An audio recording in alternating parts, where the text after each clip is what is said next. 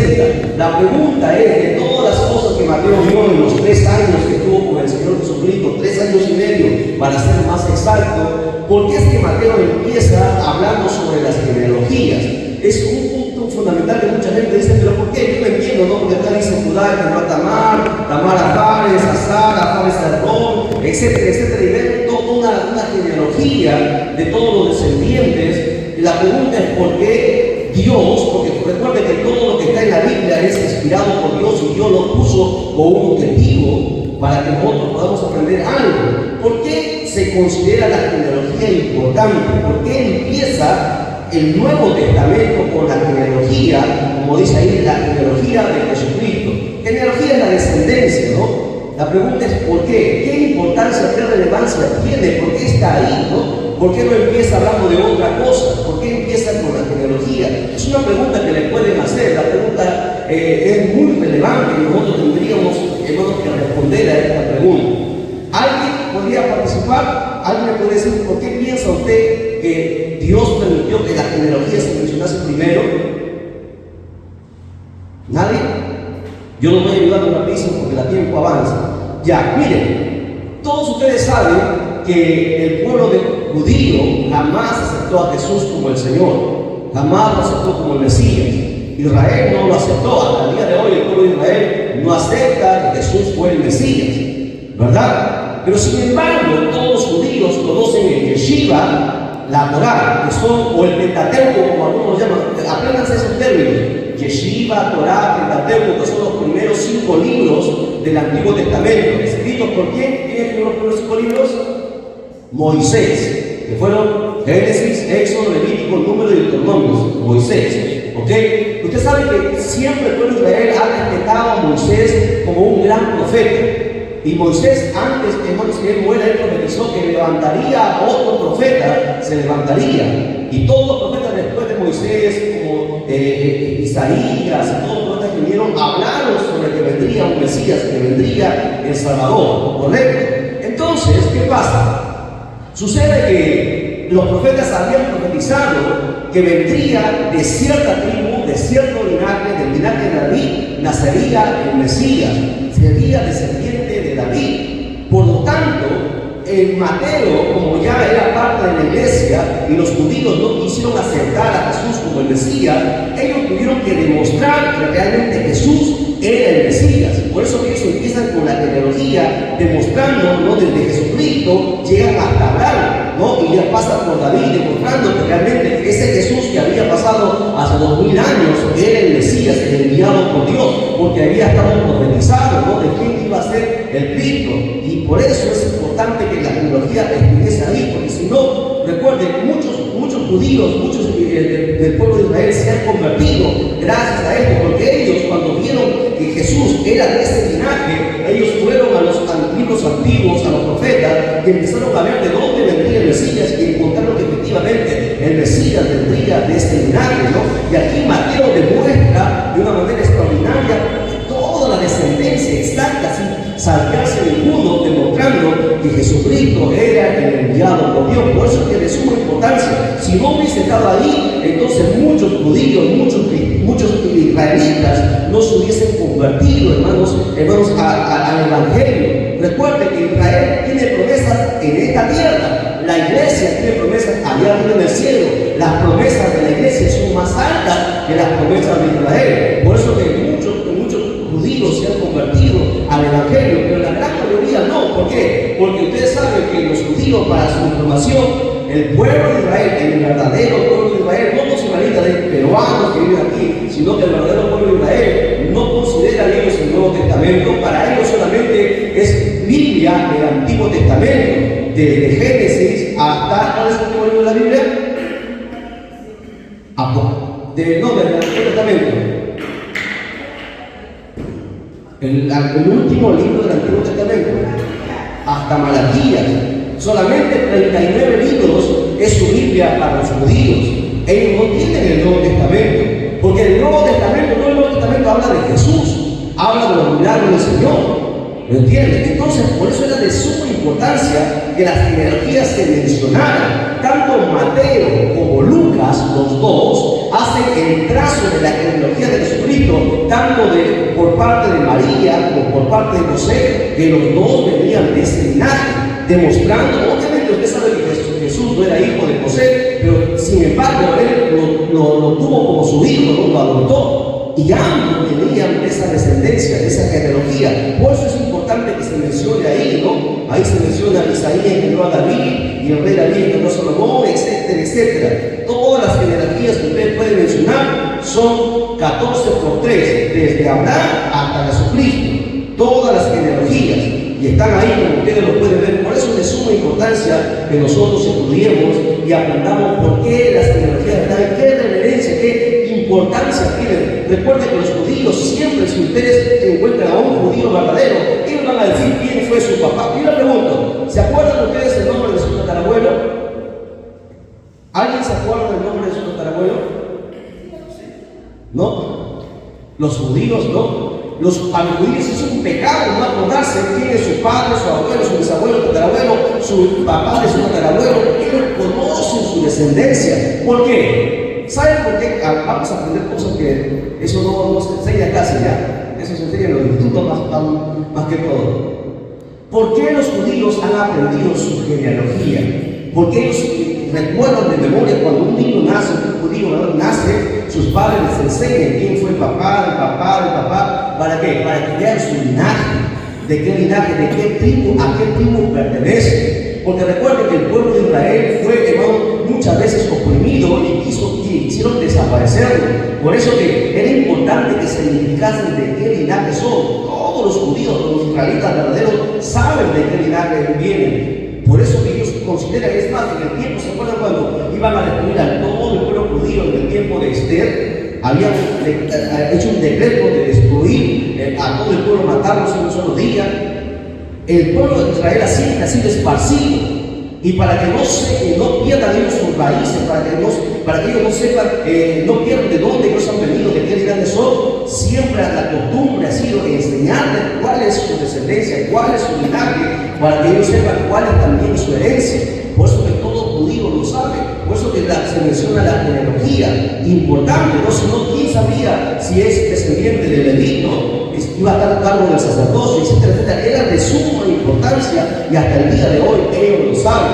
Les pregunto, nosotros no somos judíos, nosotros no somos del pueblo de Israel. A la justa nos acordamos de nuestro abuelo, pero un judío no, un judío lo sabe perfectamente. Y es por eso que ellos mantienen siempre. Y a través de esta genealogía, hermanos, el Señor le enseñó a todo el pueblo de Israel que Jesucristo era el Mesías, aunque muchos no lo han aceptado, pero algunos sí, algunos han aceptado que Jesucristo, a través de esta genealogía, tanto porque hay dos, en Mateo y en Lucas, y las dos llegan a lo mismo, demostrando que Jesús realmente era el Mesías enviado por Dios.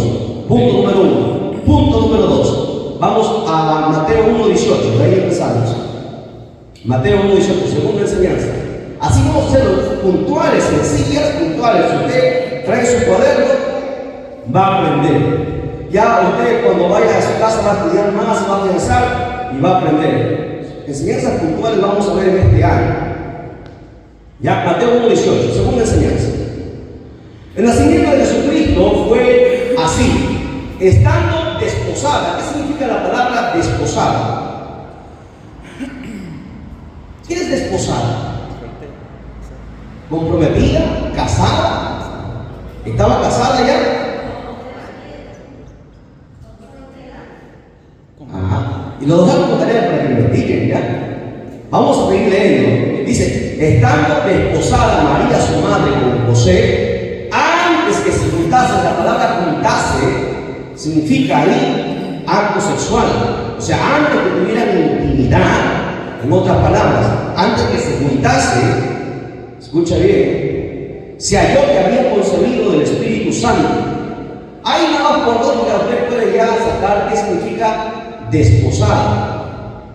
Se casó, estaba desposada, para los judíos era recién casada. Pero miren, ¿por qué dice ahí este texto fundamental? Porque ellos, los judíos, tanto el varón como la mujer, la ley decía que ambos debían llegar vírgenes al matrimonio. ¿Para qué? Para que Dios los bendiga. Y por eso dice que estando desposada, antes todavía que se juntasen, o sea, antes de ver la intimidad. Porque ¿qué pasaba? Los judíos se casaban y luego después de la fiesta que había, recién ellos entraban al hecho de a consumar el matrimonio. Y ahí se cumplía lo que es juntarse, tenían la intimidad y ya había un pacto, un derramamiento de sangre. Usted sabe, cuando el hombre y la mujer llegan virgen al matrimonio hay un derramamiento de sangre, y es un pacto que se hace delante de Dios y Dios bendice ese pacto. Entonces dice, ¿qué pasa? Cuando María dice, estando desposada María, su madre, con José, ya se habían casado, antes que se juntase, se halló que ya María había concebido del Espíritu Santo. José, su marido, como era justo, no quería infamarla, porque la ley decía, la ley judía decía, que si una mujer no era hallada virgen, la ley decía que podía darse carta de divorcio, ¿no? La Biblia dice, a no ser por causa de fornicación. Por eso mismo, entonces, la ley también decía que debía sacar a la mujer y amarrarla al cepo en el palo de la casa y apedrearla. ¿Por qué? Porque había tenido deshonra para su familia, para su esposo y para todo su pueblo. Por eso que la Biblia dice que José era, hermanos, era ley que debería morir una mujer que, hermanos, no se hallaba virgen, porque supuestamente los dos debían entrar vírgenes al matrimonio, pero María ya estaba embarazada.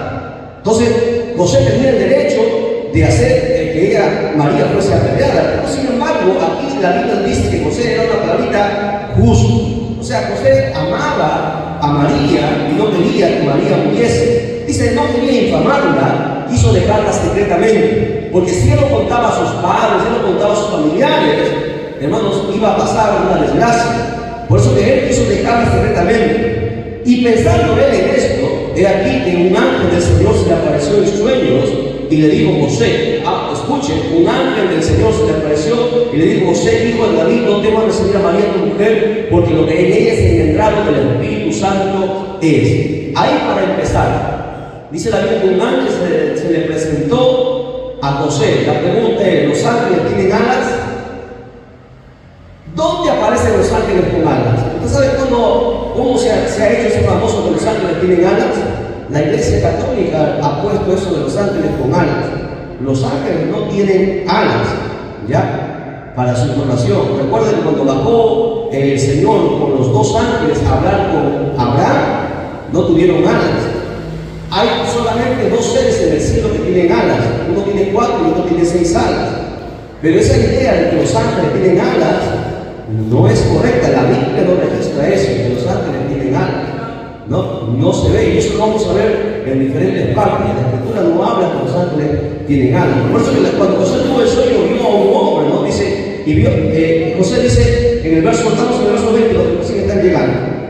Se le apareció el sueño y dijo, José, hijo de David, no temas a recibir a María tu mujer, porque lo que en ella es engendrado del Espíritu Santo es. Por lo tanto le dijo, no te ha deshonrado María, no ha cometido pecado contra ti, no te ha engañado, sino que Dios, la gracia de Dios ha venido sobre ella y él ha concebido.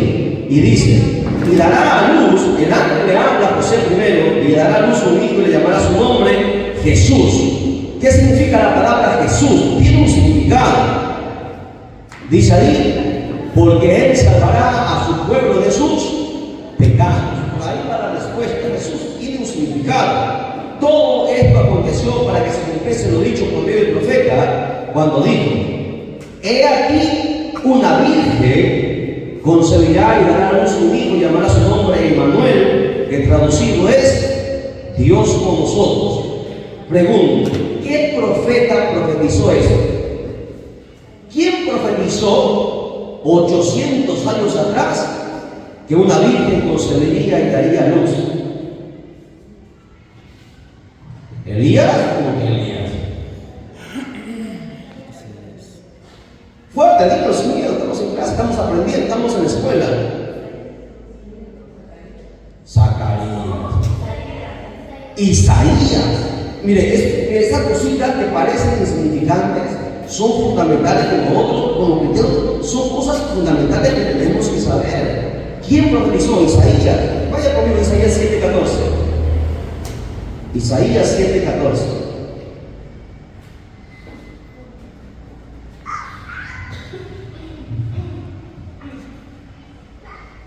¿Lo encontró? Rapidísimo más para avanzar, mientras llegan los tecladistas para la alabanza. Aleluya. La gente está de vacaciones, ¿no? Pero ya está, Isaías 7:14 dice: por tanto el Señor mismo os dará señal, he aquí que la Virgen concebirá y dará a luz un hijo y llamará su nombre Emmanuel. Y más aún el verso 15 dice: comerá mantequilla y miel. ¿Por qué comerá mantequilla y miel? ¿Quién comía mantequilla y miel? En la Biblia, ¿quién comió mantequilla y miel? ¿Se acuerdan? Juan el Bautista. Juan el Bautista comía miel silvestre, Señor. No, profeta, porque los nazarenos consideraban que esa era su comida. ¿Ok? Bien. Entonces, volvamos nuevamente a Mateo. Volvamos a Mateo rápido y fundamental. Su nombre, Emmanuel, que traducido es Dios con nosotros. Bien. ¿Hasta ahí alguna pregunta? La concepción del Señor, del Mesías, fue sobrenatural. Recuerden, no fue por el contacto sexual entre un hombre y una mujer, sino que el Espíritu Santo posó sobre María y ella concibió. Por lo tanto, el ser que se formó en el vientre de María fue, hermano, perfecto, fue sin pecado. Porque recuerde que el hombre, hermano, el hombre nace en pecado. Jesús no nació en pecado. ¿Por qué? Porque no hubo contacto entre un hombre y una mujer. Recuerde que el Espíritu Santo vino y depositó, hermanos, en el vientre de María este ser precioso que sería nuestro Salvador. Por eso que su nacimiento era, hermanos, algo que hasta el día de hoy mucha gente no lo entiende. Hay gente cristianos que no saben explicar cómo fue el nacimiento de Jesús. ¿Cómo Jesús? Si te pregunta la hermana Nancy, ¿cómo tú demuestras que Jesús nació sin pecado? ¿Cómo tú demuestras que Jesús no tuvo pecado? Porque según la Biblia, hay gente que va a decir, según la Biblia, todos nacemos con el pecado original, el pecado de nuestros padres Adán y Eva. Y es más, la ciencia demuestra que es el padre es el que engendra, el que pone el esperma para que se engendre, ¿sí? Y la madre la recepciona. Ahora la pregunta, ¿alguien engendró a Jesús? No, porque un hombre no engendró a Jesús. Fue el Espíritu Santo, por lo tanto no hubo pecado. El ser que nació era perfecto, sin manchas, sin mancha. Por eso que Jesús era santo, perfecto. ¿Ok? Bien, hasta ahí avanzamos. Terminamos el verso 25. Terminamos con el verso 25. Dice: pero no la conoció hasta que dio a luz a su hijo primogénito y lo puso por nombre Jesús. No la conoció. Jairo, ¿qué significa? ¿Cómo entendemos la palabra no la conoció? José no conoció a María. ¿De qué manera? No tuvo intimidad sexual. Ya, esas palabritas son fundamentales que nosotros entendamos. No la conoció. Pero después de haber dado a luz, dice ahí, hasta que dio a luz. Después de dar a luz, se supone que eran esposos. No había métodos anticonceptivos ni planificaciones como nosotros ahora la gente lo hace. ¿Ustedes saben cuántos hijos tenían los judíos? 12, 14 hijos era normal para ellos tener un montón de hijos, ¿no? Porque un hijo, según la Biblia, es una bendición, ¿no? Cada hijo viene con una promesa. Lamentablemente en este tiempo, mucha gente ha torcido, ¿no?, la escritura. ¿Por qué? Porque no entienden que, hermanos, la promesa de Dios jamás se va a cortar. Dios siempre ha prometido bendición, pero a veces la fe nos falta, va a faltar dinero, no va a alcanzar. Recuerden, la Biblia dice: no hay punto desamparado, ni su simiente mendigará pan. Es que a veces nuestra fe no está al nivel que debería estar para alcanzar esa promesa. Dios jamás se equivoca. Por eso que los judíos tenían un montón de hijos, ¿no? Y era una bendición. Es más, ¿qué dice la Biblia? En el Nuevo Testamento, ¿se acuerda? Dice: bienaventurado el joven que llenó su aljaba de hijos en el prado. ¿Sí o no? Bienaventurado lo dice, o sea, es una bendición. Ahora la pregunta: si José y María estaban casados, que nació Jesús, después María tuvo sus hijos. ¿Por qué? Porque luego dice la Biblia que la conoció después, o sea, no la conoció hasta que Jesús nació, pero después se la conoció. O sea, después tuvieron intimidad porque eran una pareja, eran un matrimonio y tuvieron más hijos. Sin embargo, la Iglesia Católica enseña que María fue virgen por siempre virgen. Y eso es una mentira. La Biblia enseña que María tuvo más hijos. Y es más, en la Biblia se mencionan los nombres de los hijos. ¿Se acuerdan los nombres de los hijos? ¿Cuántos hijos según en la Biblia tuvo María? ¿Cuántos hijos? Una pregunta de esfuerzo cristiano. ¿Cuántos hijos como mínimo? No. 7 como mínimo, eso que vamos a anotar. Primero Jesús. Luego la Biblia menciona 4 varones. Son 5. Y dice la Biblia que tuvo hermanas mujeres. No dice hermana. Si fue hermana, pues uno. Dice hermanas, o sea, más de 2. 5 más 2, 7. Como mínimo, María tuvo 7 hijos.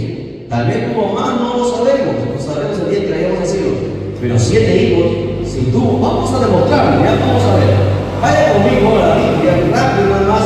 Mateo 13:55. Los hijos de María. Ponga ahí como título en su cuaderno. Los hijos de María. Vamos a demostrar que la Iglesia Católica estaba equivocada, ha engañado a tanta gente. María no es virgen por siempre virgen. María tuvo más hijos. Mateo 13:55.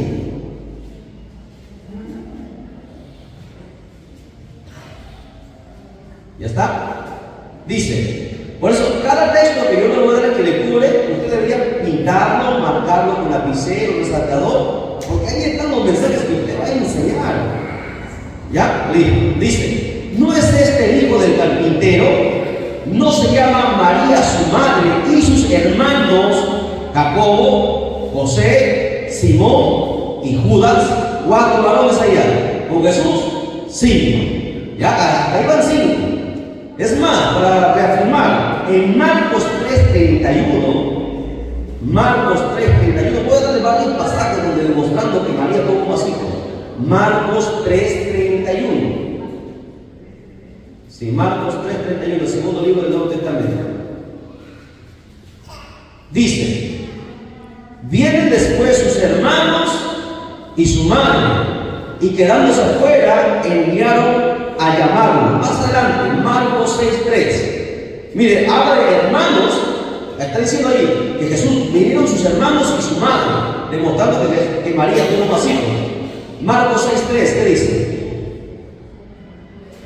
¿No es este el carpintero, el hijo de María, hermano de Jacobo, de José, de Judas, de Simón?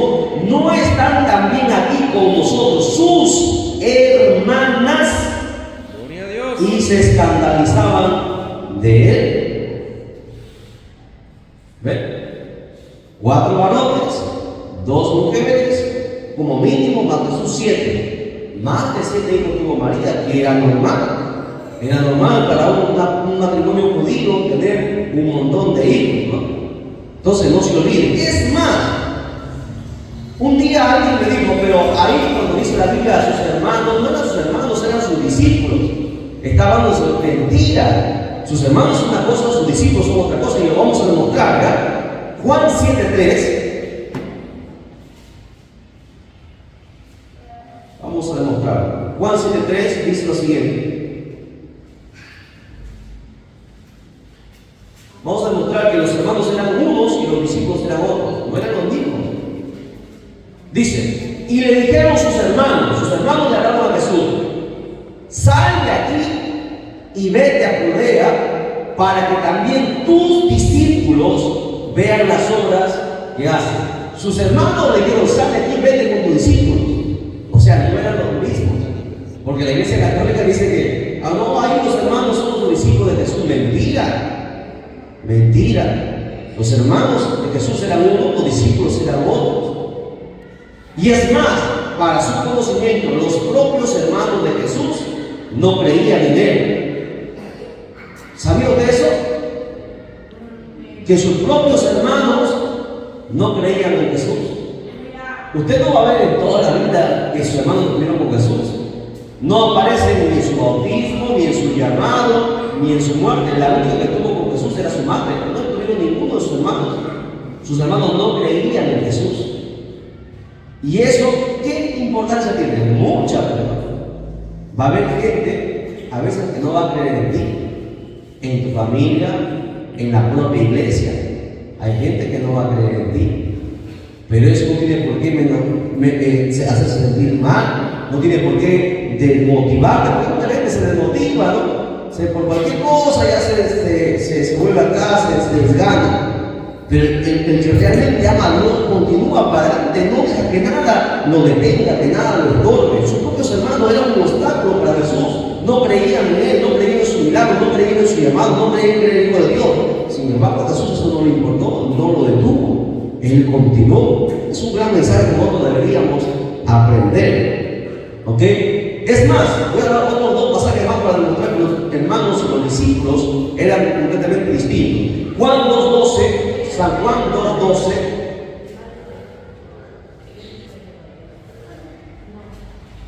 San Juan 2:12. Aquí lo menciona más claro. San Juan 2:12. Dice: después de esto descendieron a Capernaum, él, hablando de Jesús, su madre, y más, sus hermanos y sus discípulos. Y estuvieron allí por muchos días. Entonces yo le digo a los sacerdotes, ¿dónde está que sus hermanos y sus discípulos eran los mismos? Aquí está claro, sus hermanos y sus discípulos son completamente distintos. ¿Ok?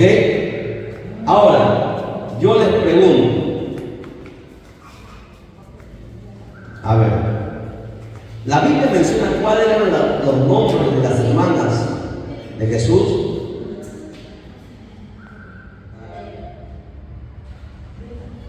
En Marcos 15:40,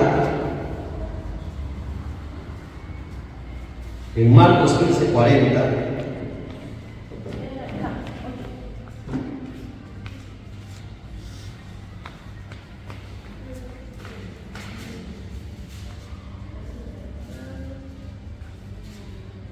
se menciona el nombre de una de las hermanas de Jesús, Salomé. Vamos a demostrar que era hermana de Jesús. Mira, lea conmigo detenidamente. Dice: también había algunas mujeres mirando de lejos, entre las cuales estaba María Magdalena, que se la conocemos.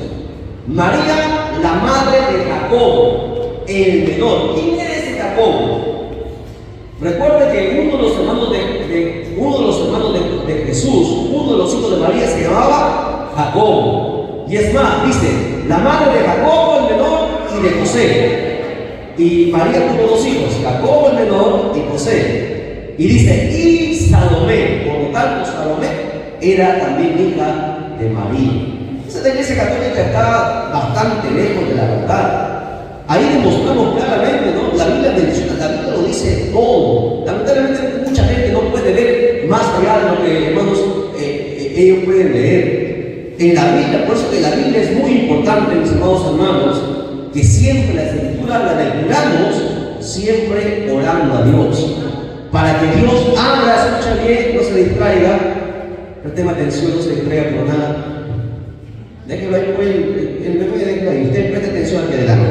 A ver, ¿por qué mucha gente lee y no entiende la Biblia? ¿Sabe cuál es el gran error de mucha gente? Hay gente que puede ir a una universidad, puede leer mucho, pero jamás va a entender. Aquí les voy a dar un secreto ya, para poder entenderlo. O hay tres, diría yo. A ver, escuchen. La Biblia no es como los libros que nosotros podemos entender. Una persona que es inteligente puede entender cualquier libro. Pero la Biblia no es solamente conocimiento. La Biblia no es solamente historia. La Biblia no es solamente profecía. La Biblia está llena de sabiduría. Y la sabiduría, para poder recibirla, nosotros tenemos que estar preparados. Por eso que Santiago dice, aquel que tiene falta de sabiduría, pida a Dios, el cual dará abundantemente y sin reproche. ¿Qué tenemos que nosotros pedir? O sea, antes de explorar la escritura, porque mucha gente puede venir y abrirla, pero si tú no has orado, no has pedido a Dios dirección, tú no vas a entender. Podrás de repente, por encima, superficialmente, leer y aprender algo, pero el mensaje profundo que está dentro, jamás lo vas a comprender. ¿Por qué? Porque para estudiar y entender la Biblia, usted tiene que ser guiado y dirigido por el Espíritu Santo. Es el Espíritu Santo el maestro por excelencia, el que enseña la Escritura. ¿Qué significa él? ¿Qué interpretación tiene? Jeremías dijo algo interesante. Jeremías 33:3, ¿a quién se acuerda? Clama a mí y yo te responderé. ¿Qué más? Y te enseñaré cosas grandes y ocultas, porque hay cosas que están acá ocultas que mucha gente no lo va a poder ver, que tú no conoces. O sea, que para leer la Biblia hay que orar primero. Jamás tú entenderás los hombres que son inteligentes, los intelectuales. Tú puedes ver la parte de afuera nada más, pero el mensaje, los mensajes que están dentro, jamás lo entenderá la gente si primero no tiene contacto con Dios, si el Espíritu Santo primero no le guía, si el Espíritu Santo no le ayuda. Es por eso que es muy importante. Mucha gente lee, ¿no?, y enseña, pero hay cosas que no ve, ¿no? Hay mensajes que están dentro que la gente no puede ver, y es por eso que hay muchos problemas. Consejo: antes de tomar su Biblia, póngase a orar, ore, pida a Dios que le dé sabiduría. Señor, abre el entendimiento, quiero entender, quiero aprender. Porque mucha gente ahorita está escuchando, entra por aquí, sale por aquí, mañana ya no se acuerda. Pero aquel que Dios abre su entendimiento, eso se retiene. Recuerde que la Biblia es sabiduría pura, retiene la sabiduría, no debe desperdiciarse. La sabiduría, cada vez que tú aprendes, más Dios te da más conocimiento, abre tu mente. La Biblia, yo siempre he dicho, la Biblia abre la mente del ser humano. La Biblia te hace más sabio. ¿Por qué? Porque la Biblia es el conocimiento de Dios. A su nombre, a su nombre. Dale un fuerte aplauso al Señor. Muy bien. Sencillo, aprendimos el capítulo 1, varias cosas que mucha gente no había visto ahí. Cosas sencillas pero fundamentales, como jugando se aprende, ¿no? Ese es el motivo, así deberíamos aprender, porque a veces cuando uno lee, mucha gente le da sueño, se aburre y no entiende, pero lo importante es que nosotros entendamos. Ok, vamos al capítulo 2 y luego ya estamos alabando si no vienen los demás hermanos. Vamos al capítulo 2, Mateo capítulo 2. Cuando Jesús nació en Belén de Judea, el día del rey Herodes, vinieron del oriente a Jerusalén unos magos, diciendo: ¿dónde está el rey de los judíos que ha nacido? Porque su estrella hemos visto en el oriente y venimos a adorarlo. Imagínense, se escribe ahí la palabra magos, ¿verdad? Se escribe la palabra magos, pero usted sabe que la magia está relacionada con la hechicería, con la brujería, con el ocultismo. La magia es reprobada por Dios. Dios reprueba toda clase de magia. Dios lo abomina. ¿Por qué? Porque está enlazado, anexado a lo oculto. Y el diablo usa la magia para cautivar a la gente. Pero sin embargo, ahí dice mago. Lo cierto es que Mateo escribió lo que él entendió. Porque para el tiempo de esa gente, eran magos. Como por ejemplo, ¿no? Es como por ejemplo. Yo les hago un ejemplo. Si usted le dice a una persona que no conoce de tecnología, que no conoce de ciencia, una persona de la sierra o del campo, una persona de la montaña, si alguien le dice: ¿sabes qué? Nosotros podemos saber cuándo va a llover, si va a llover o no va a llover. Él te dirá: estás loco, no, nadie lo sabe, solamente Dios lo sabe. Pero lo que no conoce esa gente, que ahora existen satélites, existen sistemas que se monitorean el tiempo y uno puede saber cuándo va a llover. Por eso que existe el tsunami, ¿no? El tsunami, tantas cosas que nos avisan, que a veces sucede, a veces no sucede. Pero eso no es magia, eso es simplemente ciencia, tecnología. La gente de ese entonces, esas personas, esos tres reyes, eran gente muy estudiosa, gente que había estudiado muchas cosas, y era gente que también había estudiado la Biblia. Por eso que ellos fueron a buscar, porque ellos vieron la estrella, hermano, que apareció en el oriente. Ellos sabían que la profecía decía que nacería un rey. Entonces no eran magos, porque ningún brujo, escuchen bien, ningún brujo va a ir a adorar a Jesús. Ustedes saben que los brujos odian a Dios, odian todo lo que tenga que ver con Dios. Esta gente se dice ahí magos, pero no eran magos, eran gente intelectuales como astrónomos de este entonces. En aquel entonces era gente así, pero la gente lo catalogaba magos. ¿Por qué? Porque imagínense, ¿no? Por ejemplo, ahorita nosotros conocemos lo que es la química, los abonos. Usted va y siembra una planta y espera que crezca, pero otra persona va y siembra esa planta y le echa un abono, un químico. La persona que ha sembrado con abono químico crece más grande, salen mejores frutos, más rápido. La gente que no entiende de eso dirá, es brujería, es magia. Así lo denominaban a esa gente. Porque la gente era gente estudiosa, que alguien se había preparado. La gente no entendía, por eso decían que eran magos. Pero no eran magos, porque si hubiesen sido magos, no hubiesen ido a adorar al Señor. Usted sabe que el diablo, hermano, odia todo lo que tenga que ver con Dios. Es más, Dios ha prohibido desde el principio la magia. Vamos a verlo en la Biblia, ¿ya? A ver, abra su Biblia conmigo, Deuteronomio 18:10 hasta el 14. Vamos a lecturarlo. Deuteronomio 18:10. Deuteronomio 18:10.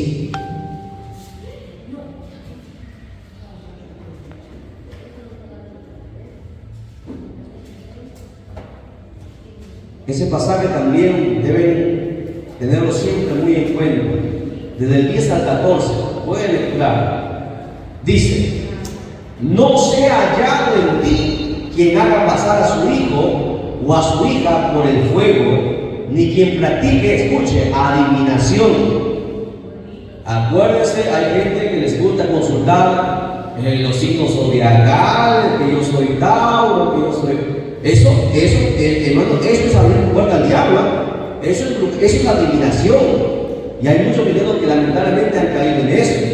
Y aquí Dios está prohibiendo, dice: no, ni quien practique adivinación, ni agorero, ni sortílego, ni hechicero, ni encantador, ni adivino, porque hay gente que le gusta adivinar, ni mago, ahí está, ni mago, ni quien consulte a los muertos, aquellos que juegan con la Biblia, cuidado, porque es abominación con Jehová cualquiera que hace estas cosas. Y por estas abominaciones Jehová tu Dios echa estas naciones delante de ti. Perfecto serás delante de Jehová tu Dios, porque estas naciones que has de heredar, agoreros y adivinos oyen, mas a ti no se te ha permitido esto, Jehová tu Dios. Gloria a Dios. ¿Entienden? Entonces, cuidado con los astrólogos, con las cartas, esas cositas Dios los prohíbe. Esas cositas hacen, hermano, le abren la puerta al diablo. Dios está reprobando la magia. No existe, no existe magia negra, ni magia blanca, ni magia amarilla. Magia blanca a través del detergente que usa la hermana para lavarlo, pero otra magia no hay. La magia es del diablo, ¿ya? No hay. Recuerden, no hay magia blanca ni magia negra. La magia viene del diablo. Dios lo ha prohibido aquí. Desde el antiguo pacto lo prohibió. Nada que tenga que ver con eso. Porque aquel que hace eso, Dios lo pagará. Dice, es abominación a Dios. Por lo tanto, aquí, en el Nuevo Testamento, donde estamos nosotros estudiando, dice la Biblia que los magos fueron a ver a Jesús. No eran magos. Eran gente estudiosa.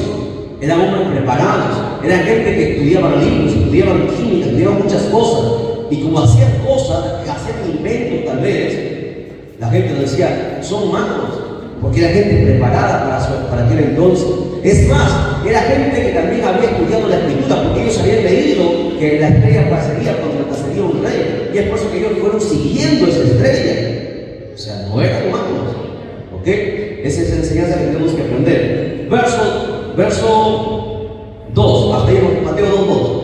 ¿Verdad? Bueno, y usted sigue leyendo la historia, ya sabe, ya la vio en la película, ya sabe cómo nació Jesús, el rey Herodes mandó a matar a los niños, etcétera, etcétera, etcétera. Bien, vamos a ir a otra enseñanza. El verso 11, Mateo 2:11, también quiero lecturar el verso 11. Mateo 2:11 dice: y al entrar en la casa, vieron al niño con su madre María, y postrándose lo adoraron. Si fuesen brujos, no hubiesen adorado al niño. No eran brujos. Lo adoraron y abrieron sus tesoros y le ofrecieron oro, incienso y mirra. Cada uno de estos elementos tiene un significado. El oro era presentado a un rey. El incienso también como perfume junto a la mirra, ¿no? Cada uno de ellos tiene un significado. Por eso que ellos entregaron esos 3 regalos. Eran reyes, pudieron haber entregado otra cosa, pero ellos trajeron estos 3 que tienen un simbolismo fundamental. Bien, verso 15, Mateo 2:15. Estamos en Mateo capítulo 2. Dice: y estuvo allá hasta la muerte de Herodes, para que se cumpliese lo que dijo el Señor por medio del profeta cuando dijo: de Egipto llamé a mi hijo. Que Jesús fue a Egipto, claro. La pregunta es, escuche bien, ¿por qué dice que de Egipto llamé a mi hijo? Recuerden que Israel estuvo en un tiempo en Egipto viviendo, ¿verdad? ¿Se acuerdan cuando Israel cayó captivo por los egipcios? ¿Se acuerdan cuando Jacob con sus hijos y José fue vendido? Y José entró, hermanos, a servir a Faraón, o el más importante después de Faraón. Israel estuvo 400 años ahí sirviendo a los egipcios. Israel entró a Egipto. De la misma manera, por un tiempo Jesús, para que pasase el peligro de muerte, tuvo que entrar a Egipto. Por eso que de Egipto lo llamó. Egipto tiene muchos simbolismos que nosotros tenemos que entender y comprender. Bien, rápidamente el verso 23. Estamos estudiando de una manera fugaz todo el Nuevo Testamento. Vamos a estudiar este año, hemos repetido lo que he llegado a decir. Sí, el Mateo 2, verso 23. Dice: y vino y habitó en la ciudad que se llama Nazaret, para que se cumpliese lo que fue dicho por el profeta, que había de ser llamado Nazaret. ¿Qué significa Nazaret? ¿Alguien puede decir? ¿Qué es Nazaret? Nazaret es una persona apartada para el servicio de Dios, según Números capítulo 6, verso 2. Un nazareno era apartado para el servicio de Dios.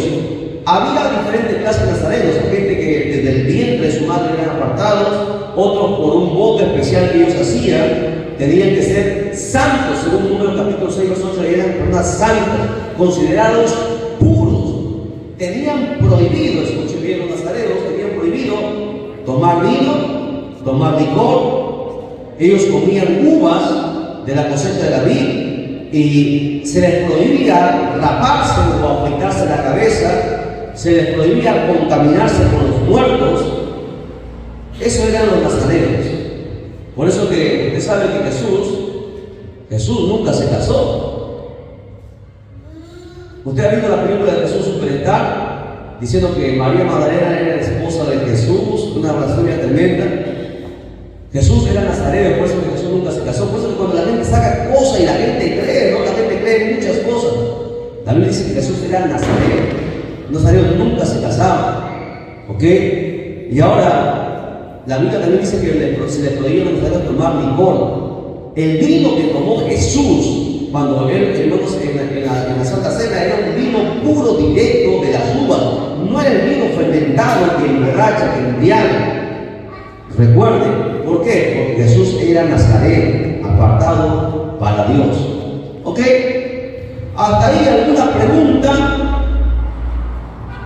¿Alguna pregunta? ¿No hay preguntas? Capítulo 3, Mateo capítulo 3, rápido, aprendemos rápido y pasamos a cantar al Señor, ya que no han venido los ministerios. Mateo capítulo 3. En aquellos días vino Juan el Bautista predicando en el desierto de Judá y diciendo: primer mensaje de Juan el Bautista: arrepentíos, porque el reino de los cielos se ha acercado. El primer mensaje de Juan el Bautista fue arrepentimiento. El primer mensaje de Jesús fue arrepentimiento. Es que sin arrepentimiento no hay perdón de pecados. Lo más importante en la vida de toda persona tiene que haber arrepentimiento. Un mensaje sin arrepentimiento no puede ser un mensaje completo. Siempre, hermanos, se tiene que llamar al arrepentimiento. Por eso Jesús dijo: arrepentidos, porque el reino de los cielos se ha acercado. ¿A qué se refería, hermana Edith, cuando Juan dijo: el reino de los cielos se ha acercado? ¿Por qué Juan el Bautista decía esta frase? Es que Jesús ya había venido, ya había nacido. Dios predicando al mundo a través de Jesús. Por eso decía, arrepiéntanse que el reino de los cielos ya se ha acercado. Jesús había llegado, ¿verdad? Verso 6, Mateo 3:6. Y eran bautizados por él en el Jordán, confesando sus pecados. Pregunta: nosotros, antes de bautizarnos, hemos confesado nuestros pecados. Es importante, a los pastores yo siempre les digo, siempre hay que hacer lo que la Biblia dice. Mucha gente a veces bautiza por bautizar. Los pecados son muy importantes que se confiesen. Hay mucha gente que ha venido a Cristo y nunca ha confesado sus pecados. Y es por eso que hay gente que se les hace difícil salir de cualquier atadura. Una cosa es que Cristo nos liberte, y otra cosa es que las ligaduras todavía estén ahí, que nos anexan al pecado. Siempre hay que confesar nuestros pecados. La Biblia dice, si con tu boca confesares, serás salvo.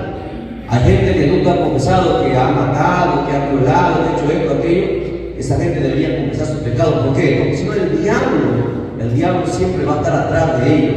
Es importante, por eso que la Biblia dice que la gente se bautizaba confesando los pecados. Es importante que nosotros confesemos nuestros pecados para que nuestros pecados no nos alcancen. El pecado siempre nos va a perseguir. El pecado siempre va a estar atrás de nosotros. Y hay que confesarlo delante de Dios, arrepentirnos y apartarnos de ese poder de Dios. No solamente confesar pecados, sino que hay que apartarnos de ellos para alcanzar misericordia. Nunca se olviden, ¿ya? Los pecados se confiesan siempre a Dios. Porque ustedes digan, no, bueno, Dios ya sabe el pecado. Claro que Dios lo sabe, pero no tienes que confesarlo. Hay que confesar nuestros pecados, porque si no, el diablo va a tomar ventaja sobre eso. Verso 8, Mateo 3:8. Haced pues frutos dignos de arrepentimiento. Haced pues frutos dignos de arrepentimiento. Porque una persona, escucha bien, una persona que realmente ha entregado su vida a Cristo, tiene que mostrarse los frutos. Una persona puede decir, no, yo acepté a Jesucristo, pero si sigue pecando, sigue haciendo lo malo, sigue viviendo una vida mundana, sigue haciendo las cosas que antes hacía, entonces, ¿qué ha hecho? No ha hecho nada. Hay gente que va a la iglesia, hay gente que canta, hay gente que diezma, hay gente, pero si sigue pecando, sigue haciendo lo mismo que hacía antes, ¿cuáles son sus frutos? Una persona, escucha bien, una persona que realmente va a ir al cielo, es una persona que da frutos. La Biblia dice que por los frutos se conoce a los siervos de Dios, no por los talentos, no por los dones, no por los ministerios. La única, escucha bien, en este orden está talentos. Todos tenemos talentos, todos. Encima de los talentos están los dones. Los dones vienen del Espíritu Santo. Encima de los dones están los ministerios dados por el Señor Jesucristo. Y por encima de los ministerios tienen que mostrarse los frutos. Porque en la Biblia, usted recuerda cuando Jesús dijo en Mateo capítulo 7, muchos me dirán aquel día, Señor, Señor, en tu nombre hicimos esto, en tu nombre profetizamos, en tu nombre levantamos muertos, hicimos esto, aquello. Jesús dirá, nunca os conocí, apartados de mí, hacedores de maldad. ¿Por qué? Porque para ir al cielo se va por los frutos. No por los talentos, no por los dones, no por los ministerios. Hay gente con ministerio que va a ir al infierno. Hay gente con talento que va a ir al infierno. Solamente a través de los frutos uno puede alcanzar el cielo. Por eso Jesús dijo, por sus frutos os conoceréis. Por eso que Juan el Bautista dijo, haced pues frutos dignos de arrepentimiento. Porque muchas veces dicen, no, pero yo he sido 50 años evangélico. ¿Y? No, pero yo he fundado la iglesia. ¿Y? Tú puedes haber fundado la iglesia, puedes tener 50 años en el evangelio, puedes haber hecho esto y aquello. Pero si no hay frutos en ti, de nada va a valer. Los frutos, escuchen bien, los frutos se manifiestan todo el tiempo, hasta el día que te mueras, tienes que mostrar tus frutos. Los frutos no solamente es un momento. Usted recuerda la importancia de los frutos. Jesús en una oportunidad, cuando halló una higuera que no tenía fruto, ¿qué le dijo? Hermana Nancy, cuando no halló fruto, Jesús, ¿qué hizo con la higuera? ¿Qué hizo? la maldijo. Porque no hay nada peor que un árbol sin fruto. Lo maldijo. Y nosotros en la Biblia somos como árboles. Y todo árbol que no da fruto será cortado y echado al fuego. Eso mucha gente no ve. No se trata aquí, hermano, que cantemos, que prediquemos, que demos ofrenda, que hagamos muchas cosas. Aquí se trata de frutos. Si no hay frutos, es en vano todo lo que hagamos. Podemos entregar todo nuestro dinero si quieren, en vano va a ser. Porque por los frutos se sube al cielo. A través de los frutos. ¿Qué frutos? A ver, hermano Marvin, ¿qué frutos? En la Biblia hay diferentes tipos de frutos. ¿Alguien me puede mencionar algunos de ellos? Ganar almas es un tipo de frutos. ¿Qué más? Los frutos del Espíritu Santo es otro tipo de frutos. ¿Cuántos son los frutos del Espíritu Santo? 10. 9. Se pasó, mami. 9 frutos del Espíritu Santo. Mami, tiene uno más. A ver, escuchen bien, hay diferentes tipos de frutos. Eso lo vamos a ver más adelante, ¿ya? Pero aquí Juan el Bautista dijo lo siguiente: hacer frutos dignos de arrepentimiento. Que nuestros frutos sean dignos, demostrando que realmente nos hemos arrepentido. ¿Ok? Verso 10. Mateo 3:10. Mateo 3:10. Vamos terminando rápido. Los que recién han llegado, Mateo 3:10. Dice: y ya también el hacha está puesta a la raíz de los árboles. Mira, por lo tanto, todo árbol que no da buen fruto es cortado y echado en el fuego. Ahora pregunto: ¿hay árboles que dan buenos frutos? ¿Hay árboles que no dan frutos? Y hay árboles que dan malos frutos. ¿Sí o no? La pregunta es: ¿en cuál de los tres nosotros nos encontramos? ¿Estamos dando fruto? Y si estamos dando fruto, ¿nuestro fruto es bueno o es malo? Porque hay gente que da frutos malos. ¿Ve? ¿Y qué pasa? Dice la Biblia. Dice aquí: todo árbol que no da un buen fruto será cortado y echado en el fuego. Eso tiene un significado. ¿Usted sabe cuál es el fuego? Exactamente, el infierno y el lago de fuego. Dice el verso 11. ¿Dónde enseñanza? Verso 11. Repítelo, verso 11. Yo la verdad lo bautizo en agua para arrepentimiento. Juan el Bautista estaba hablando. Pero el que viene detrás de mí, cuyo calzado no soy digno de llevar, es más poderoso que yo. Él los bautizará en Espíritu Santo y fuego. Hace una distinción, una separación: Espíritu Santo y fuego. ¿Por qué? Porque usted tiene que entender que el Espíritu Santo es lo mismo, ¿ya? Pero el Espíritu Santo tiene, si con el respeto del Espíritu Santo presente aquí, podríamos darle una palabra para poder entender aquí, sería como niveles.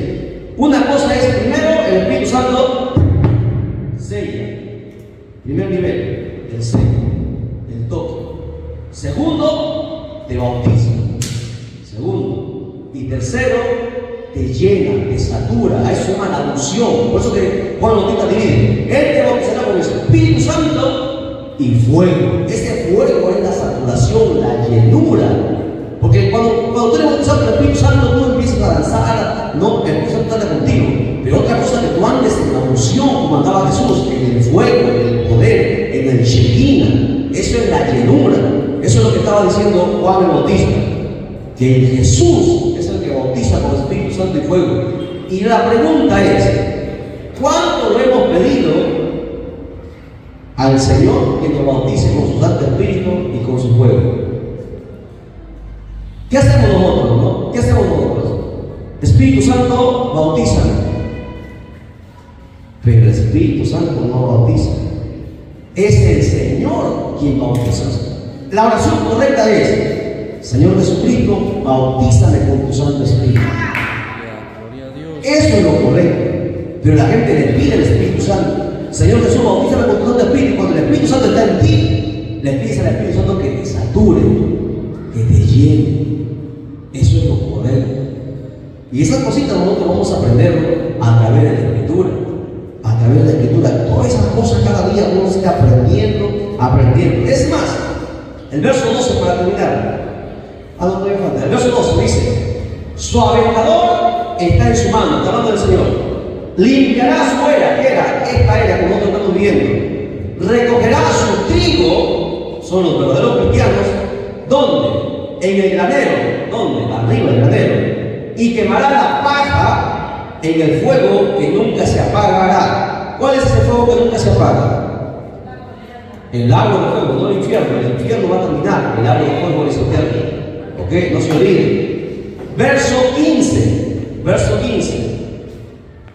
Pero Jesús le respondió: deja ahora, porque así conviene que cumplamos toda justicia. Entonces le dejó. Recuerda que Juan el Bautista no quería bautizar a Jesús, pero Jesús le dijo algo interesante: es necesario que se cumpla todo lo que está profetizado. Todo lo que la Escritura dice tiene que cumplirse. Por eso que Juan el Bautista tuvo que bautizar a Jesús. Verso 16. Y Jesús, después de que fue bautizado, escucha, Jesús después que fue bautizado, subió luego del agua. Subió del agua. ¿Cómo que subió del agua? Es que Jesús fue sumergido completamente en el agua. El bautismo, señores, no es la cabecita nada más como bautizan a los niños. Bautismo, la palabra bautismo significa sumergir, zambullir completamente. Dice la gente: Jesús subió. ¿Por qué? Porque Jesús había entrado al agua y salió. Eso es bautismo. Mucha gente está haciendo mal el bautismo. ¿Qué más? Y Jesús, después que fue bautizado, subió del agua, y aquí que los cielos fueron abiertos, y el Espíritu de Dios descendió como paloma y venía sobre él. Y hubo una voz de los cielos que decía: este es mi hijo amado, en quien tengo complacencia. Termino aquí, rápido nada más. En el bautismo del Señor Jesucristo apareció el Señor, el Padre y el Espíritu Santo. Los tres, la Trinidad: Padre, Hijo y Espíritu Santo. Siempre, escuchen bien, siempre la Trinidad han estado juntos. Siempre, desde la eternidad futura, pasada a la eternidad futura, siempre han estado juntos. Ha habido una sola vez donde esa Trinidad no estuvo junta. ¿Cuándo fue? Cuando Jesús vino. Cuando Jesús estuvo en la cruz. Porque ¿qué pasó en la cruz? ¿No estuvo el Espíritu Santo? ¿Te recuerda que Jesús dijo una frase en la cruz? No. Antes de eso: Padre, Dios mío, ¿por qué me has abandonado o desamparado? En ese instante, por primera vez en toda la eternidad, el Padre y el Hijo estuvieron separados. ¿Por qué? Porque en nosotros de Jesús, Él estaba llevando todo el pecado de la humanidad, de la raza humana. Y la Biblia dice que Dios es un Dios santo, no tiene nada que ver con el pecado. Por eso cuando sobre Jesús estuvo todo el pecado, yo le hago una pregunta rápido para terminar, nada, para que se vayan a casa pensando. Cuando Jesús, antes de ser crucificado, cuando Él fue a orar a Getsemaní, dice la Biblia que Jesús empezó a orar violentamente y a decir: Padre, si es posible, haz que pase de mí esta copa, pero que no sea mi voluntad sino la tuya. Yo le pregunto: ¿Jesús tenía miedo a los clavos? ¿Tenía miedo a la cruz? ¿De qué estaba hablando Jesús? ¿De qué cree que Jesús estaba? ¿Por qué Jesús dijo: haz que pase de mí esta copa? No eran los clavos, no fue la cruz. Jesús estaba refiriendo a la enorme carga que Él tenía que llevar sobre sí, el pecado de la raza humana. Y es por eso que Dios tuvo que dejarlo. Lo dejó por un instante. Por eso que Jesús dijo: Dios mío, ¿por qué me has abandonado? Porque sobre Él estaba todo el pecado pecado, y Dios es un Dios santo, no tiene nada que ver con el pecado. Fue la única vez donde ellos se separaron. Jamás en la historia se habían separado. Desde el principio, ¿no? Desde Génesis, dice la Biblia, ¿no? Y dijo Dios, hagamos. Estaba el Padre hablando con el Hijo y el Espíritu Santo. Hagamos al hombre a nuestra imagen conforme a nuestra semejanza. Estuvieron juntos. Siempre han estado juntos. En el Apocalipsis terminan juntos. Solamente en esa oportunidad de la cruz, por nosotros, hubo esa separación. Por eso Jesús mencionó esta palabra: ¿por qué me has desamparado? A causa del pecado de la humanidad, la carga que llevó Jesús. Jesús no llevó, hermano, no tuvo miedo a los clavos, ni al madero, ni a los látigos. Jesús, ¿sabes a qué tuvo ese pánico, ese terror? Porque él dijo: Señor, si es posible, haz que pase de mí esta copa. Es que toda la ira de Dios, a causa del pecado de la humanidad, iba a venir sobre Jesús. Se llama el quebranto. El quebranto es lo que Jesús tuvo que padecer. ¿Para qué? Para conciliar al hombre con Dios. Por eso es que Jesús hizo ese tipo de oración. Y es por eso que nosotros debemos aprender cuán grande es el amor de Dios para con nosotros. No podemos a nosotros, hermanos, a Dios dejarlo por cualquier cosa, por cualquier prueba. Lo que hizo Jesús por nosotros fue algo que no se puede uno concebir. No solamente fueron clavos, no solamente fue el látigo, sino que fue toda la ira de Dios que Él tuvo que llevar sobre sí por cada uno de nosotros. Por eso que le amamos con todo nuestro corazón, con toda nuestra alma, y lo servimos y prometemos estar con Él hasta el último día de nuestra vida. Ojalá que así sea. Amén. A su nombre, a su nombre, gloria a Dios. 3 capítulos sencillos hemos estudiado, ahí no